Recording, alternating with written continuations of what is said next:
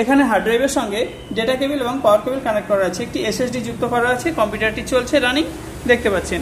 এখানে আমরা যদি দিস পিসিতে যাই, দেখুন অনলি এসএসডি শো করছে। এখানে যে এসএসডিটি রয়েছে দেখুন 256 জিবি, এখানে দেখুন 256 জিবি 237 জিবি শো করছে, মানে 256 জিবি এসএসডিটি দেখাচ্ছে, কিন্তু এখানে এই যে হার্ড ড্রাইভ যুক্ত করা রয়েছে হার্ড ড্রাইভটি শো করছে না। তাহলে কি করা যায় দেখুন, আমি শাটডাউন করে নিচ্ছি কম্পিউটারটি। শাটডাউন করার পর এই পাওয়ার কেবল এবং ডেটা কেবল খুলে নেব। স্ক্রুগুলি খুলে নিতে হবে। স্ক্রুগুলি খোলার পর এই যে পিসিবি বোর্ড রয়েছে, এখানে দেখুন এই যে পিনগুলি রয়েছে, এই পিনের সঙ্গে এই পয়েন্টগুলি কানেক্ট হয়। এই পয়েন্টগুলি ভালো করে ক্লিন করে নেব।